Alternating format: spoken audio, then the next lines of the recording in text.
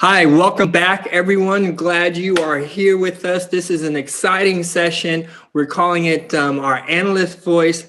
Joining me will be Neil Ward-Dutton, who is a VP of AI and Automation Research at IDC. Also joining us will be Jerome O'Leary, Enterprise Integration Director at Dentsu International. So given that we're just a couple of minutes behind, we're going to kick into it. I'm really excited this part because now we get to talk more about Europe in this perspective. And by the way, I want to also mention that our European team is standing by. We have CSMs, we have SEs, we have salespeople who are all eager and participating in this event as well. So be sure to reach out to them and make a connection. So with no further ado, I would like to now hand it over to Neil, who will kick off the discussion. All right. Thank you so much, Michael, for the intro. It's a real pleasure to be here. It's a real honor to be here on St. Patrick's Day. I hope you all have some Guinness in your hands. Maybe that joke's already been made, and if so, I apologize. So let's get started. I'm going to be with you for about 30 minutes. I'm going to talk to you about what we at IDC call intelligent business execution, which is really, I guess you might call it like a mega trend, really. It's a high-level trend that we see starting to emerge across Europe and indeed globally in terms of how organizations are setting themselves up for day-to-day business execution. And it really is changing quite profoundly. So let's get started.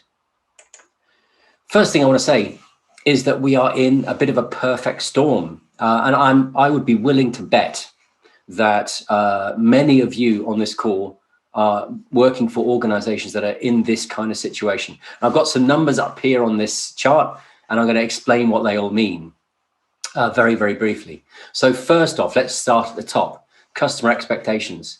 34% of organizations in recent IDC research say that customer service transformation is their #1 digital transformation priority. So we know that organizations feel under real pressure to increase their ability to work on behalf of customers across multiple channels with transparency, with immediacy, and so on. Second, 65% of European organizations report that pandemic-related economic disturbances have exposed gaps or shortcomings in the ways they use technology to make decisions. 56%, this is all around lack of integration. What we found when we asked these organizations about the problems they were having with decision-making, 56% said that this was all around a lack of flexibility in incorporating humans and technology together. So a kind of overly rigid, overly automated decision-making capability. And it's absolutely crucial going forward that we apply automation and intelligence in nuanced ways. So we're not just blindly automating everything, creating rigid silos, tomorrow's legacy systems. We need to be enlightened about the way we do this, because otherwise reacting in highly volatile situations becomes extraordinarily challenging. Now let's go down to the bottom here around more dynamic and uncertain workforces and workplaces. Again, recent IDC research, we've been doing a longitudinal study over the whole of the pandemic into how organizations are responding. And one of the most striking things that came out early for us was that working from home populations had shifted on average from 12% to 50%. So there's a huge swing. And I'll be betting that almost everybody on this call is now working from home, if not all the time, then probably most of the time. And let's then come back up to stalled digital transformations. We know that across Europe, only 18% of organizations that have started on a digital transformation journey have actually achieved real execution efficiencies by transforming internally. And there's a very good reason for this, actually, which is that most organizations, when they start out with digital transformation, they focus on the outside of their organizations. They focus primarily on how they can change interactions with customers. And that's a good thing, right? Because we know from this data that customer expectations are really important to meet. But it can't only be about interactions with the customer. It can't only be about, if you like, the outside edge of your organization. It's all very well, right? To create mobile apps, to create personalization in your websites, to create really cool kind of virtual agents, maybe integrated into your contact center.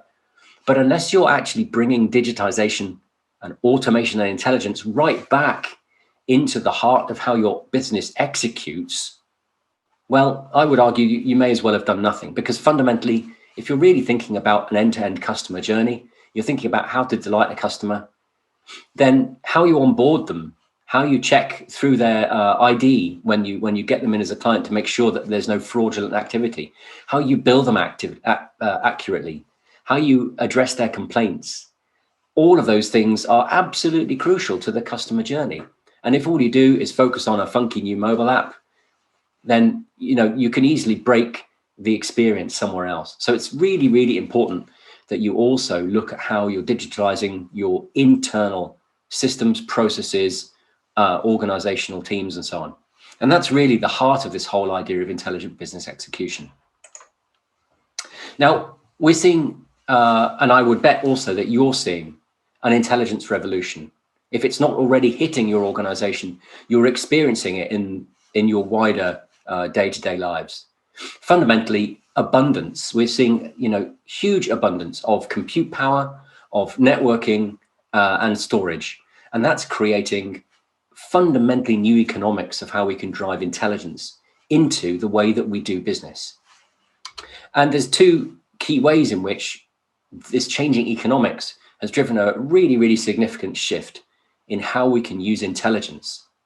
First, when you think back, any of you have been around for a few years like I have, will remember, go back a decade or maybe even two, to how we used intelligence from our business activities.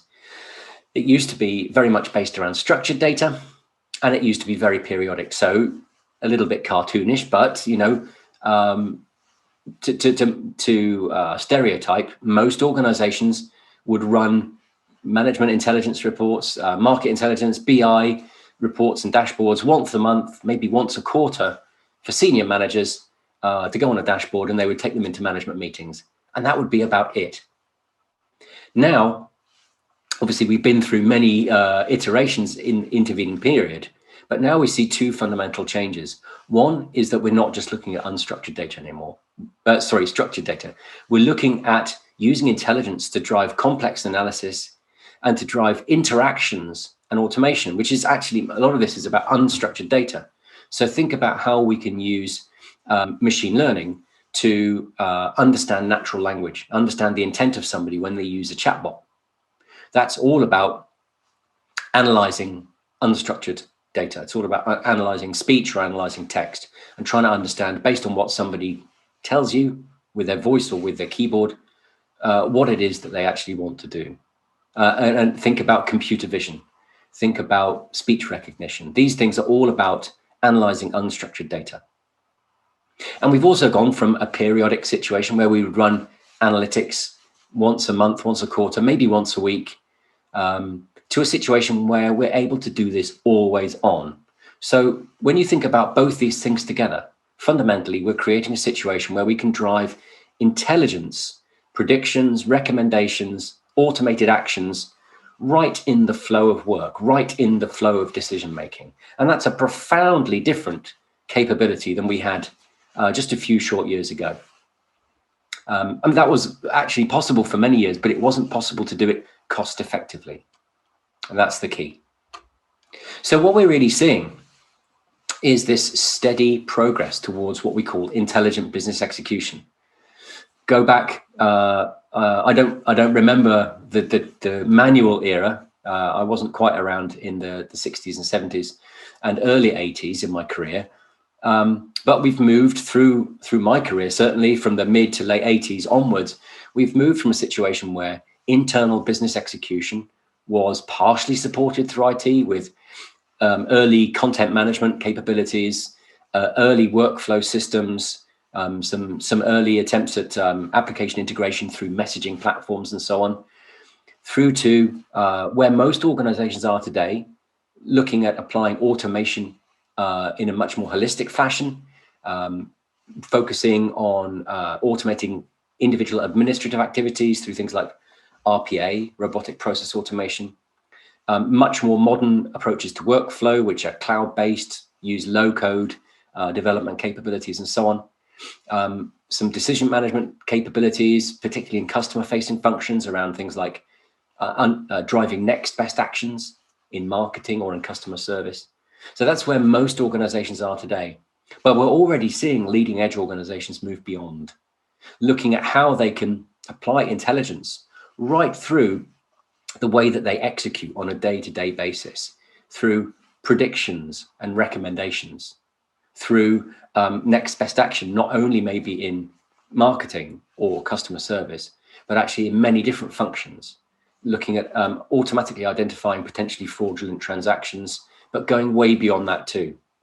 And applying conversational AI in service management environments, whether that's for customer service or internal service, and also document AI, so that we can start to automatically understand, for example, where the differences are between two versions of a contract, or automatically understand whether a piece of inbound communication is a complaint or a request to change address. Those are two trivial examples, but we're seeing lots and lots of use cases for those kinds of things.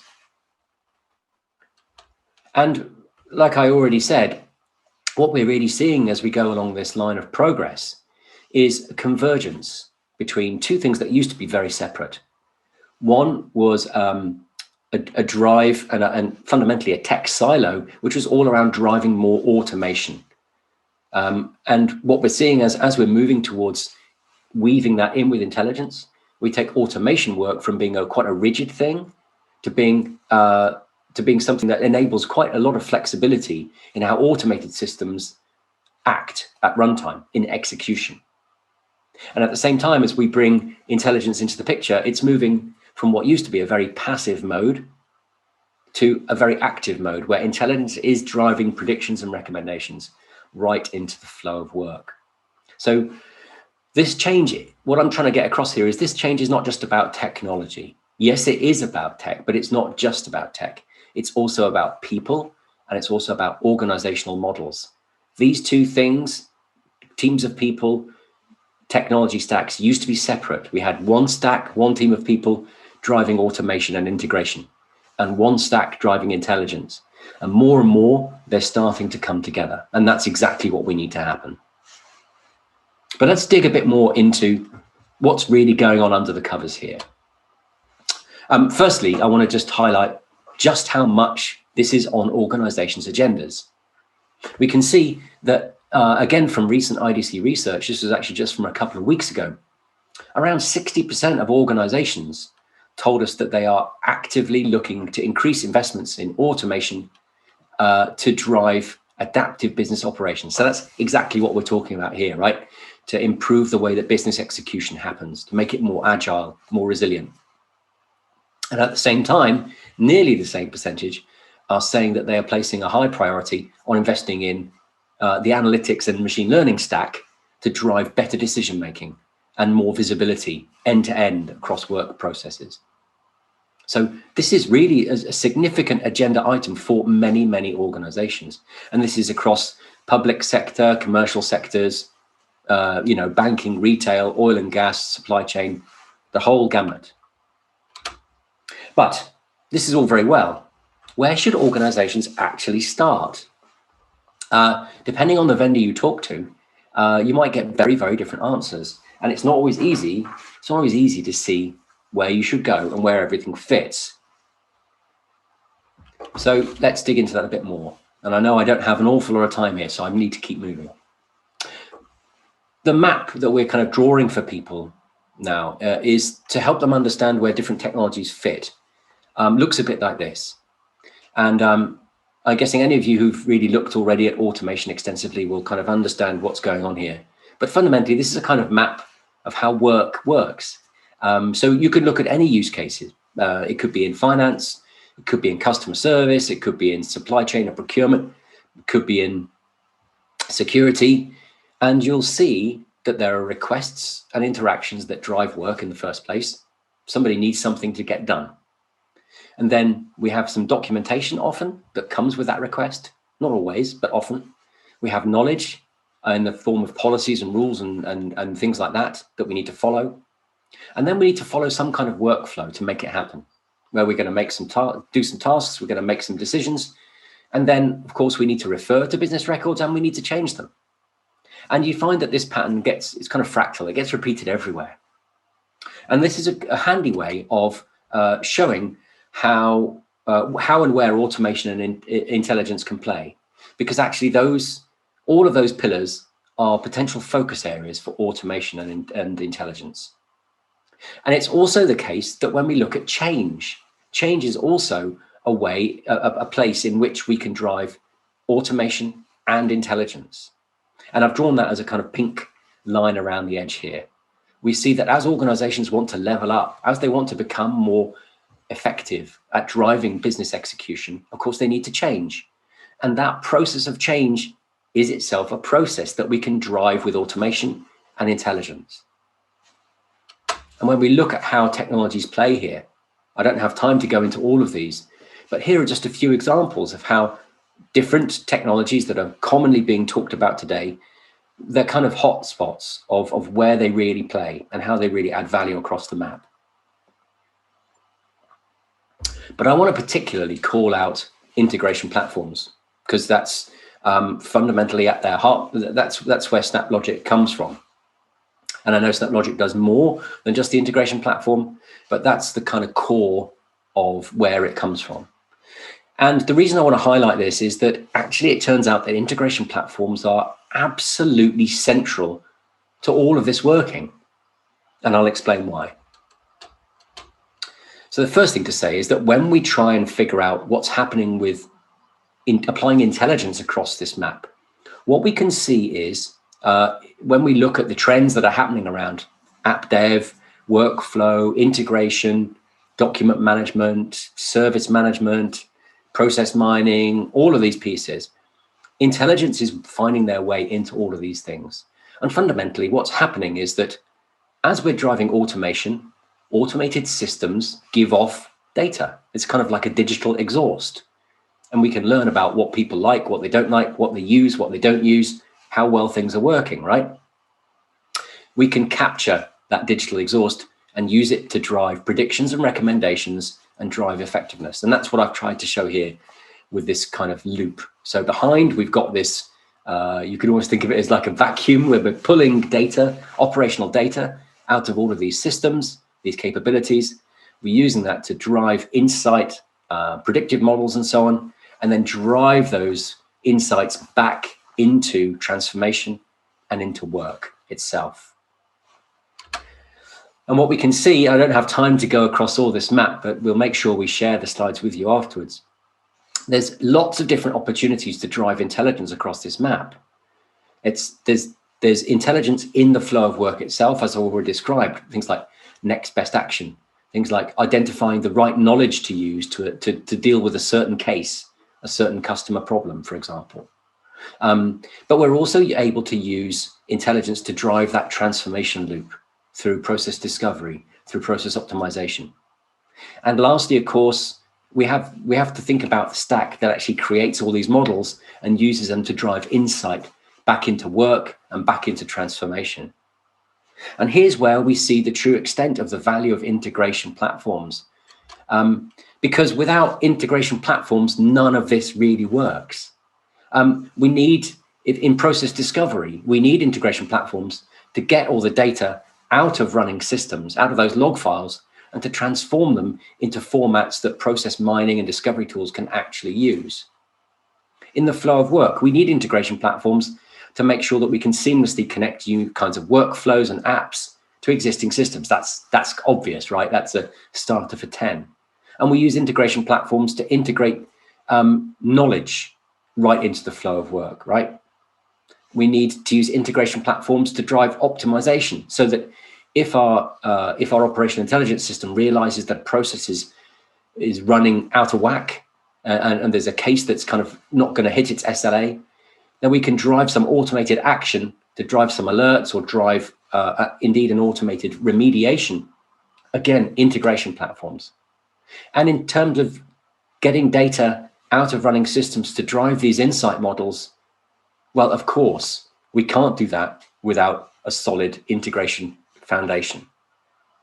So integration kind of underpins this vision, this journey towards intelligent business execution in at least 5 key ways. And we can see the strategic importance of these platforms through the way that this category is growing. I mean, just in Europe, we can see that, roughly speaking, we're looking at a doubling of the market over the next few years, which for a mature market is really quite astounding. And it's because it's so strategic. The last thing I want to call out is that we're also seeing across this whole map a shift to what you might call low-code work, low-code development. Often when people talk about low-code techniques and approaches, they're talking about app development. And for sure, that's where most of the excitement is happening.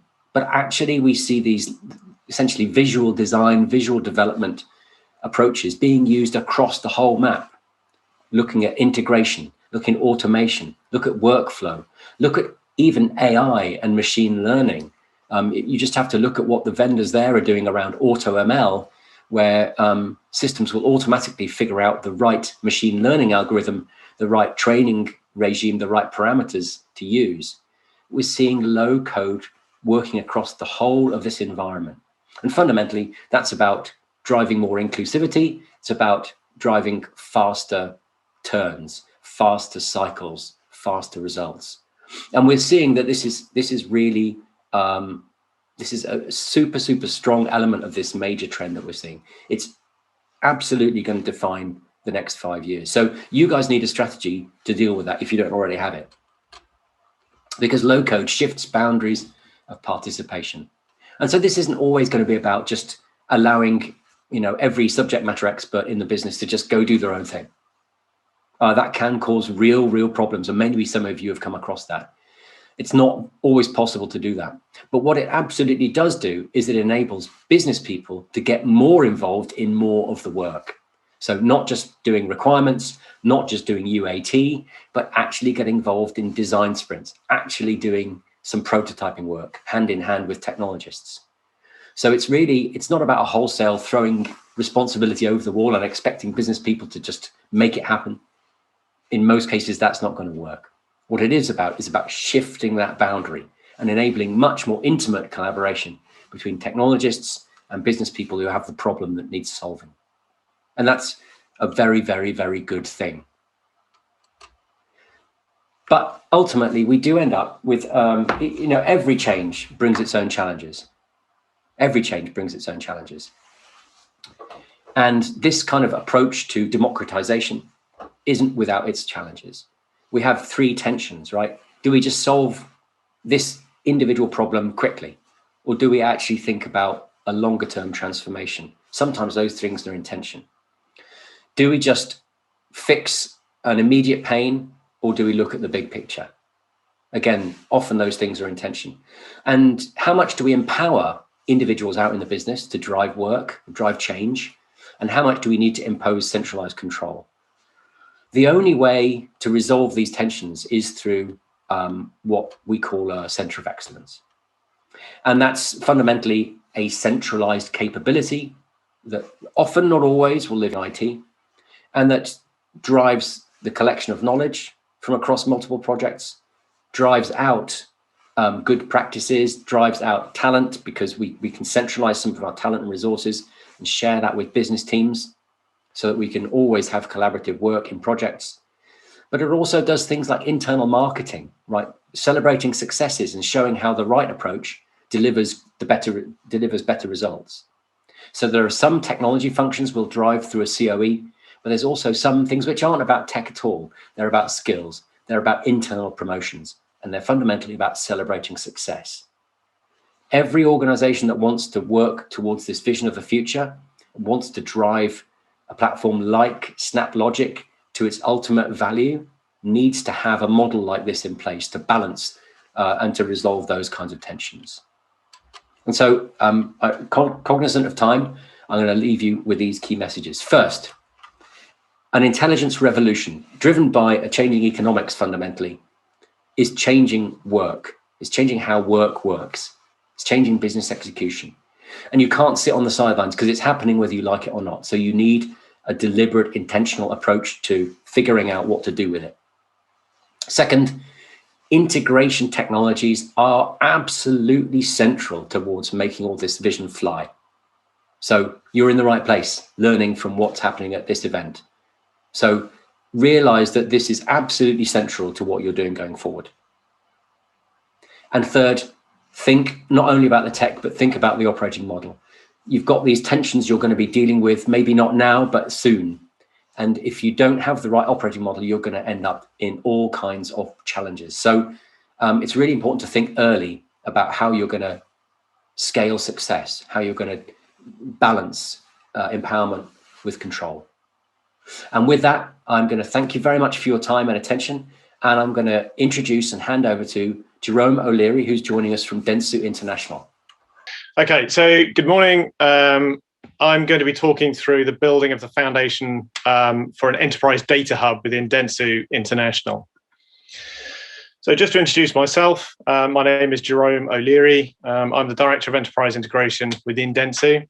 I've been with the organization about 2.5 years now. And my role is to manage what is an internal data platform that covers integration, master data management, and transactional data. And this is mainly for business intelligence and analytic functions. So this is a capability that's been built up from scratch over the last probably 1.5 to 2 years. And it's delivered significant benefits and a set of core capabilities for Dentsu globally. So prior to working in the media sector, I've actually mainly worked in the finance services within roles like lead architecture, as well as consultancy for e-com payments in tier 1 banks. And prior to that, I had an entirely different career where I worked in geographical information systems, delivering mapping solutions into the transport, insurance, and telco sectors. So just to introduce Dentsu International as an organization, it's a large multinational media and digital marketing communications company. It's grown over the years, mainly through mergers and acquisitions, and it's taken on tens, if not hundreds, of smaller companies and smaller brands. So it's now a very complex organization that is essentially this collection of smaller companies that acted independently in the past. So each of these brands has its own set of systems, its own data, and its own internal processes. So Dentsu is one of the largest media buying companies, and it currently operates in around 150 different countries and employs somewhere in a region of 50,000 employees.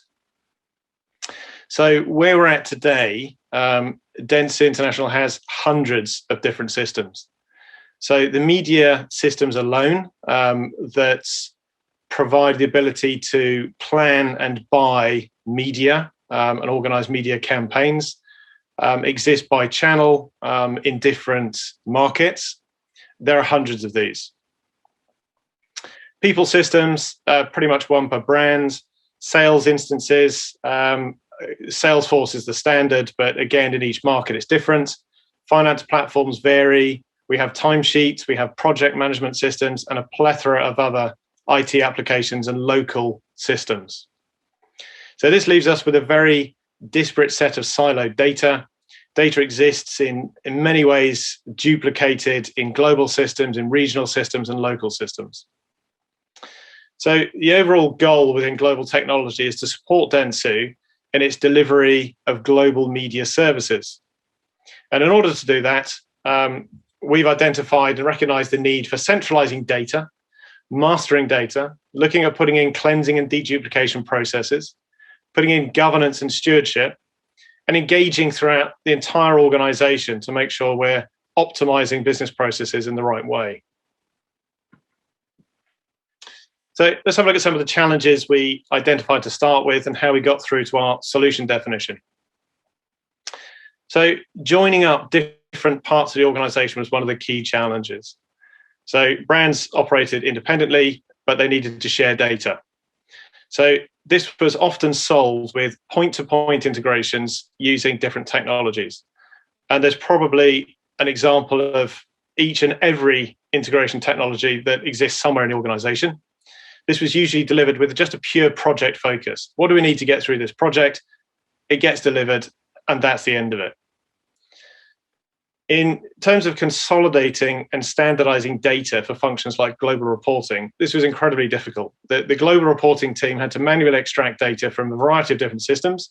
They'd have to wrangle that data into a format that they needed it before they could start building out their reports. Master data management was, again, very localized, and there wasn't a concept of mastering data at the global level for things like client lists or vendor lists and some of the other standard domains. Analytics and data science was in its infancy, really, mainly due to the barrier to entry for access to data. So there was a need here to look at integration solutions that we could centralize. So in terms of requirements, we were looking for something very flexible. So something that would allow us to integrate against this huge background of systems, something that was easy to use with a low barrier to entry. We didn't want a team of incredibly specialized people. We wanted people that could get up and running fairly quickly. So, basic IT skills, basic SQL skills should be enough to get people up and effective. We wanted something that we called, an all-you-can-eat model. We literally didn't know how much data or how many integrations we'd need to build. So we didn't want to be limited by licensing around number of integrations or data. A quick startup time and ability to deliver at pace was key, as well as support and consultancy. So we wanted to make sure we had a vendor that we could partner with to get us up and running very quickly, and we could call off consultancy days to effect that.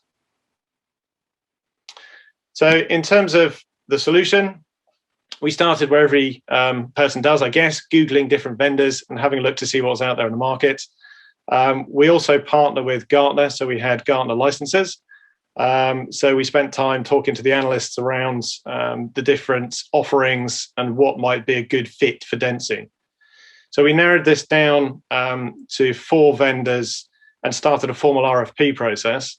The RFP was split into separate lots. We were looking at an iPaaS, a master data management solution, and an API gateway at the time. So we separated these 3 products out, and we were quite keen to have strong players in each of those rather than a single player that fitted across all of those. So this was in order to have a more decoupled architecture that was felt it would give us flexibility in the future. So we narrowed these down to single vendors in each space, went through the appropriate commercial negotiations to final decision and contract. And we started our partnership with SnapLogic, which I'll go through in the next few slides. So in terms of use cases, I've touched on some of these already, but initially it was point-to-point integrations, things like connecting regional instances of CRMs and Salesforce up to our global instance. So just passing through things like clients and opportunities. We had a program of work around client profitability. In order for that reporting to be successful, they required data from 60 plus timesheet systems. So we set about tackling connectivity and pulling out all of this timesheet data, standardizing it and making it available for that reporting function, along with other finance information.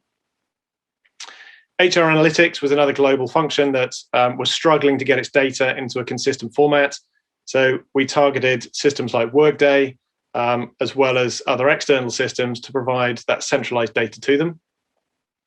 We set about a master data management program, looking at all of the key domains that needed to be mastered, identifying the systems that held that data, and starting that analysis and discovery. Right now, we're working on something called integrated ERP, and this is really starting to wire up all of our global platforms so they can communicate and share data. Integration and master data management are absolutely at the heart of enabling that program. So in terms of our core global systems, when we look at finance, we're focused on Dynamics D365. When we look at projects, we're looking at Workfront. We've standardized on Salesforce, as you'd probably expect, for our CRM, Workday for our HR system. When it comes to timesheets, it's still pretty much one per country. But again, we're trying to standardize those down as we go and just rationalize systems. Media platforms are very legacy, very difficult to connect to. But again, we're implementing things like SFTP, file transfer, until we can get better connection into those platforms. Vendor management, we have Cooper as our global standard. So the way we organized ourselves for delivery against what was an increasingly large workload, we started off with a lead data engineer who was based onshore, and we established a core team offshore. In this case, it was in South Africa, where we had an additional set of 5 to 6 SnapLogic developers. That was pretty successful. We built up our backlogs and started to deliver against that. Now I have an additional isolated team that's focused purely on the media systems because they are so vast. So the internal team carries on with all of our current work, but we have a separate team that's looking at the external media systems. We're also starting to federate access to key markets where we can get people trained and onboarded to start to deliver against their own backlogs. So some of the innovation spaces we're looking at as well. I'll touch on it in a second, but business process management is a bit of a hot topic at the moment. Once you can connect to systems, that's great, but how do we start to orchestrate activity across those systems? And how do we start to build out workflow such that we're tying in some of the front-end applications with the back-end systems of record? We're also looking at interaction with local robotics processes, RPA, where we can't integrate with systems. We're looking to write information or scrape it via the front-end UIs. We're also using SnapLogic for things like data administration policies, mainly because it's easy. We can implement it there. So we can tidy up the data lakes. We can implement policies like data protection, so the right to be forgotten. We can remove people's names. And we're also using SnapLogic pipelines for reporting out to Confluence for things like a data catalog, etc. Okay, so this brings us to, I guess, the topic, which is about the Enterprise Data Hub. So in its early view, it looked a bit like this, with a firm BI focus. So if I start from the bottom, you can see there's a set of source systems, of which hundreds exist out there. So we brought on SnapLogic to connect to these. So once we had all of those connections in place, we started to land the data in a data lake. And this centralization function was organized in such a way that we had a timesheet storage account, a sales storage account, a people storage account, finance, media, etc. And we created containers per system within each of those storage accounts to land data in a chronological order. We also introduced the concept of a file landing zone where people could manually upload data, or a system could write a file into that landing zone that would then be picked up and moved into the appropriate storage account. So once we had all the data in a data lake, we then set about the activity of standardizing it such that we were pushing data into an enterprise data warehouse into data marts. So where we had 60 timesheet systems, we standardized those down into a common timesheet data mart, which could then be picked up and used by some of the business use cases like client profitability. So the data lake underpins all of the reporting effort upstream in the data warehouse.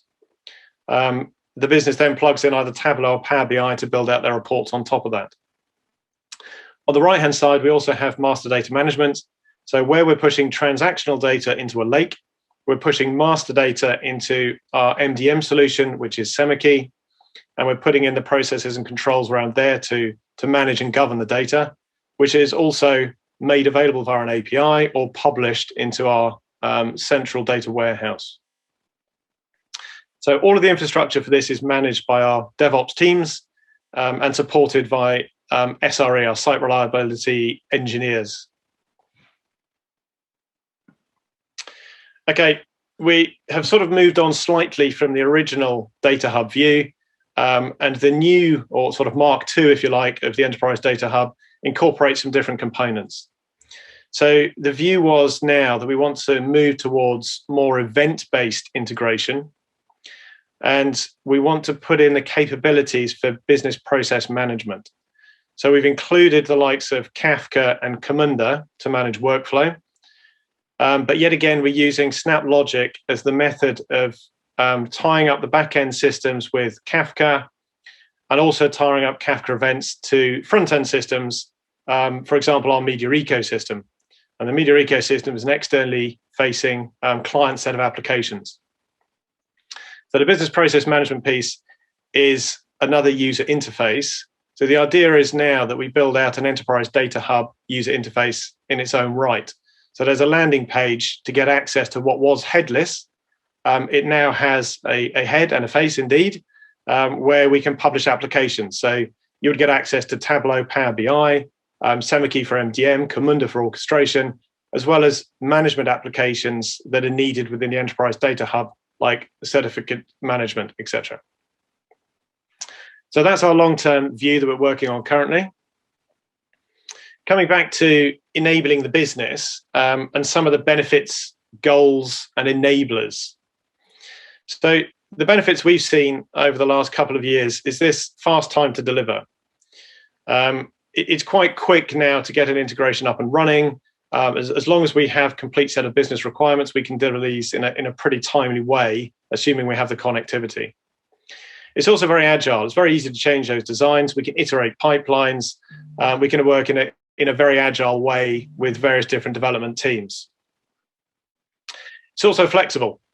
So we found pretty much for any use case we've applied SnapLogic to, we've been able to solve it. So wherever data is being moved around, we found a solution through the various different snaps and pipelines that we've built.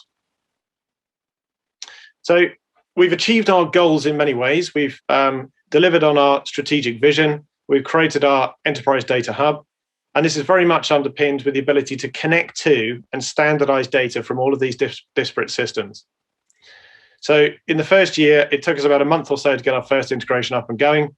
And since then, in the first year, we've now pushed 100 integrations through into production. So there's lots of business enablement that's been achieved through this process. And as I say, we've moved from a sort of we'll build it for you to we'll help you build it yourselves type attitude, where we're federating and enabling the rest of the business to onboard to the platform and start to build their own integrations. So it was mentioned earlier on Neil's talk about center of excellence. That's exactly what we're doing here. We're trying to create that center of excellence for integration, a center of excellence for master data, and also for workflow management.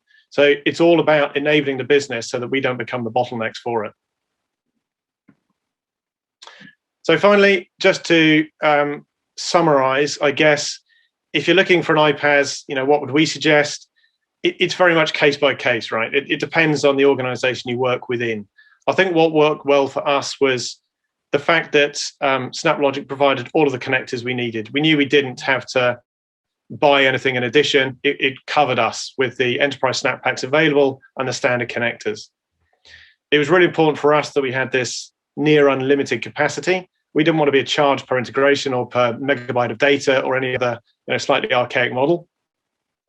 We wanted a nice, simple user interface that people could get up and understand and build out integrations quickly. Something that was flow-based rather than form-based. We didn't like the form-based approach to integrations. And in terms of key takeaways, I guess, we started from nothing a couple of years ago. We've now set up a central center of excellence integration function. We've got a backlog of at least 200 integrations. We've delivered half of those within a year, and we're starting to push out that federation.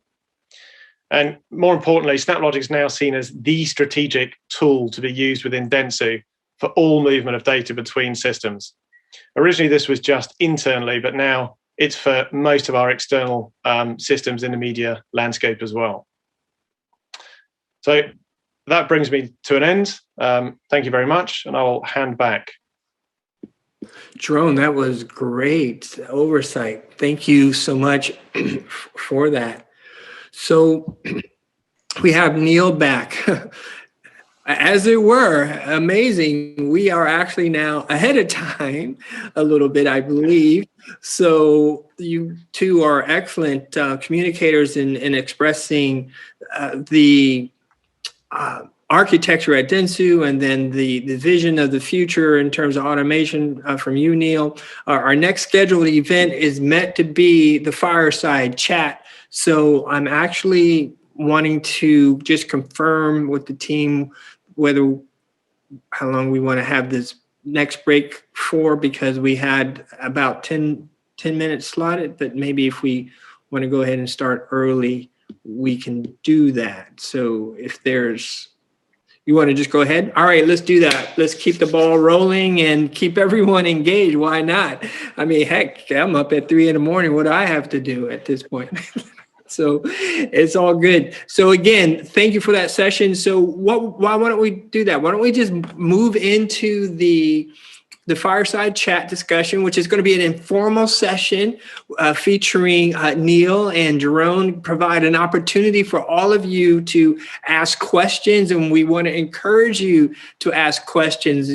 I've been looking at and monitoring the Q&A area. It's been definitely quiet here. So I can't believe that all you experts out there don't have questions and would like to take advantage of this esteemed panel. So to get the ball rolling, we actually have a poll question we would love to ask the audience, the delegates, and get your feedback. So why don't we display the poll question?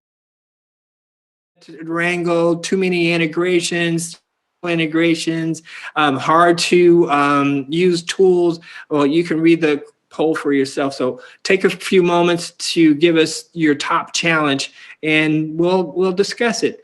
So we'll give it a few moments for that to happen. We see some answers coming in. That's great. So far, we have hard to use tools and architecture complexity running neck and neck.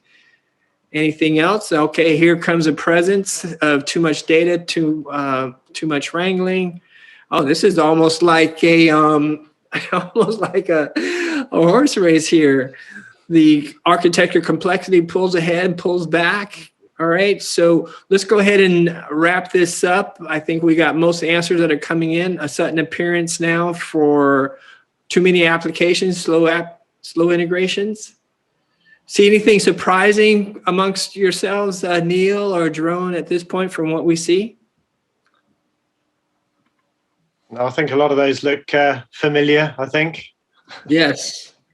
Very good. Very good. So that's great. So let me kick off things by asking a question to you, Neil. Again, great insight as to where you feel the future is going and in terms of automation. So if there were a best practice that you would advise our delegates to really focus in on and adopt into their environment to potentially boost their success as they embark on an automation strategy, what would you advise? It's really all about, well, it's really hard. It's a bit like the poll, actually, Mike. It's really hard to pick one, really hard. I'm on the fence about this. So I'd say, if I had to pick only one, it's really about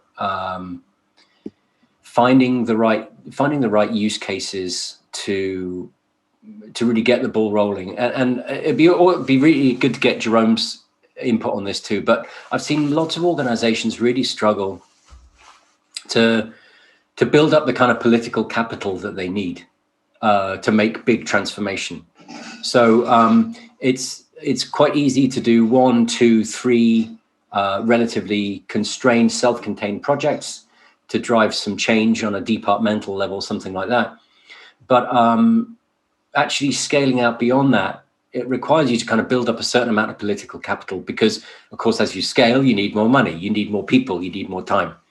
And so it's a real, I think, art finding use cases that are simple enough that you know you can knock them over quickly and you can demonstrate results quickly, but also complicated enough that you're demonstrating that you've done something actually genuinely useful and not just a POC type thing. So I do think that's a really, really important piece because often it actually comes before getting senior sponsorship. So many people say, oh, well, senior sponsorship is absolutely crucial, but often you have to work to get that in the first place. But I'd love to hear, if it's all right with you, Michael, what Jerome has to say on that. Yeah, I would love to as well. Yeah, so we started, I guess, trying to understand what the issues were, the use cases within the organization. We pretty much were open to anything at that point, just to sort of, throw our net wide to really understand what the issues were. And we started with, some of the, as you say, kind of slightly simple ones, but we could push them through to production and show some value. But a lot of it was around, engaging with all of the business stakeholders. Yes, it's a technology, but really what we're trying to solve are business problems. So that was key to us, making sure we built a network throughout the organization. And I think once we had that network, we tapped into a huge amount of, almost pent up demand. Mm-hmm. So we had this catalog, as I say, of about 100, now 200 plus integrations. So what started very small became, almost overwhelming quite quickly. Yeah. So if I may just follow on with that, what would you say is or was the scariest part? I know it's been a couple of years since you started, but if you had to, similar to the poll question, had to pick out one thing that was the scariest part, let's give people what they want. What scared you the most? So it's probably at the beginning. I think the beginning of the journey is probably the hardest. When I started within Dentsu, I joined an engineering part of the business, right? So the solution is always to build it.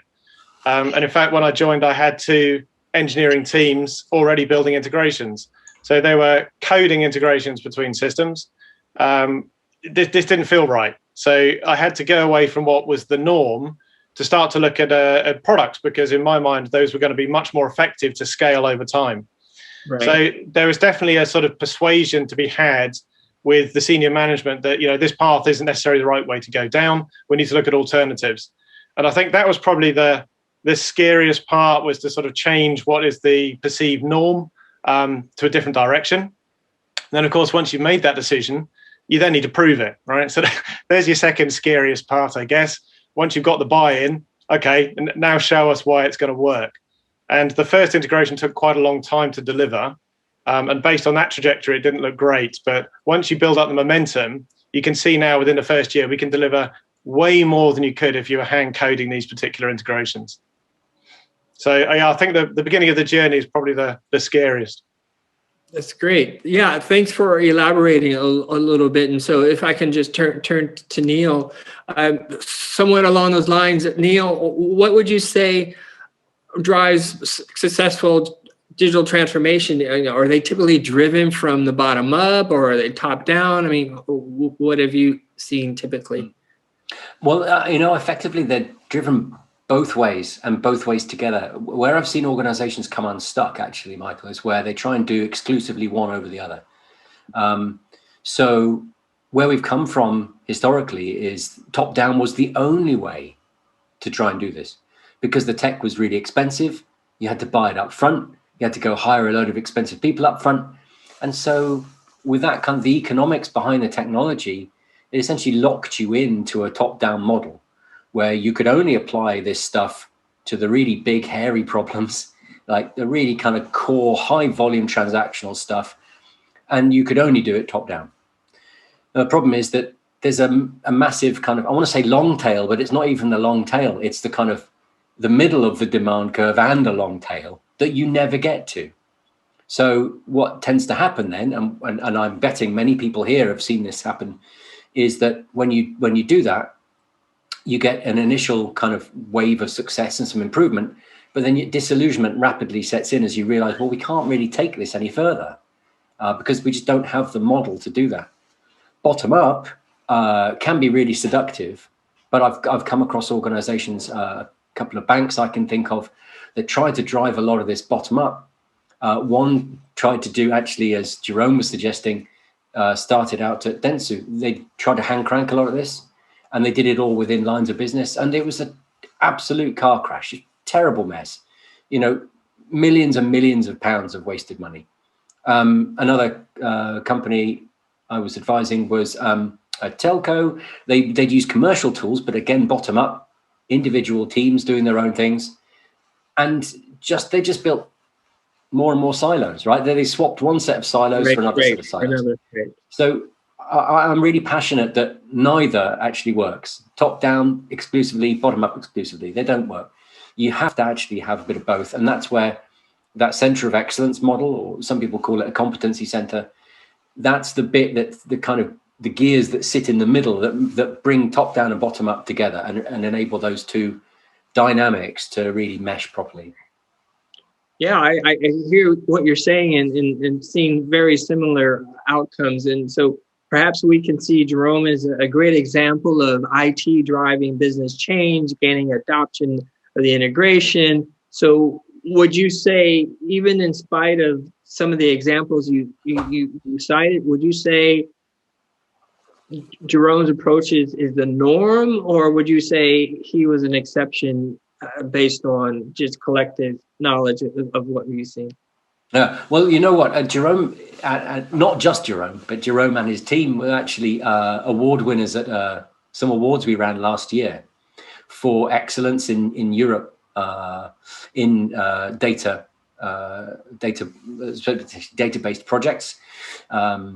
So, you know, we had many submissions to this awards program last year, and Dentsu was one of the category winners because we thought it was actually an excellent example of driving. Sorry if I make you blush there, Jerome.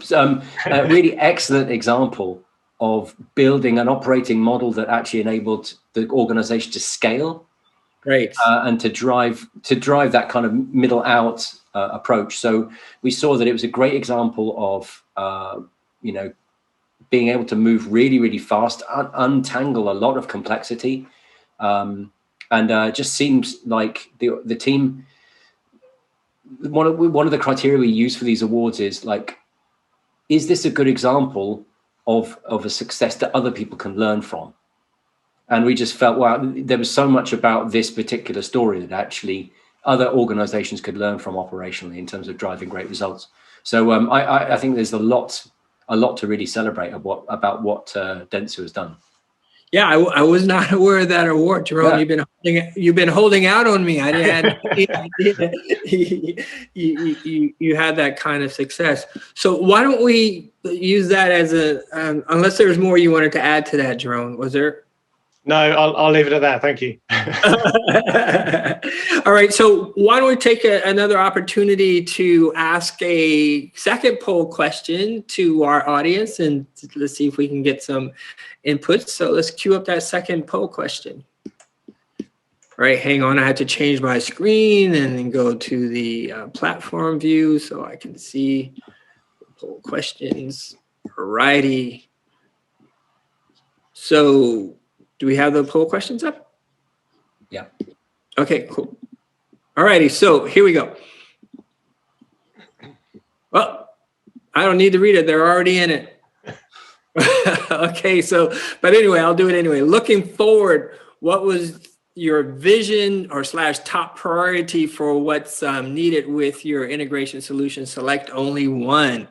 And so far, 100% need to be ultra scalable. Interesting. No other answer? We've got a shy audience here, Michael. Yeah, apparently. Okay, more automation. Okay, good. All right. So there's apparently a little bit of delay, so we'll give it some time. Okay, now we see some more results here. Okay, so need to be compatible with legacy and cloud applications. Something else. Need to integrate a variety of platforms. Okay. Very cost effective with a simple cost model, more automation. All right. Now the answers are starting to come in. So this is great. We'll capture this and move over. So to either of you, anything that you see in these answers that you would like to elaborate on or talk to specifically? I noticed at the beginning, nobody chose the cost. So I guess nobody's paying a bill for these. But in terms of the other items, I think they're, you know, I'd recognize all of those as requirements that we had. So it's good to see that there's a balance between those, I think. Yes. So for me, actually, Michael, it's interesting. The two, apart from something else, it's the two lower ones I think are particularly interesting. So we're seeing, as I'm sure everybody is, we're seeing a really strong shift to the cloud, but it's not like wholesale. You don't click your fingers and it's done. So almost all organizations in a kind of hybrid multi-cloud world, and that's probably where they'll end up. And so we're seeing hugely strong demand for platforms that can tie multiple cloud capabilities together with on-premise capabilities. And also the other piece there was around being able to bridge operational and analytic applications. I mean, I certainly think that's maybe slightly more of a leading edge requirement, but I think that's going to become more and more important as we go forward.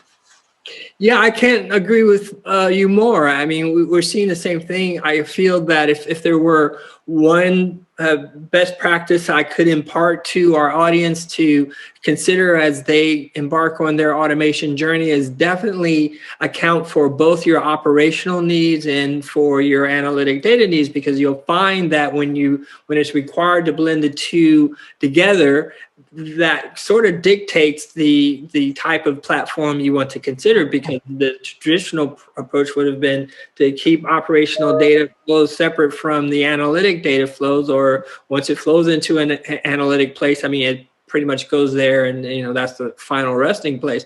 But as you embark on, excuse me? Okay.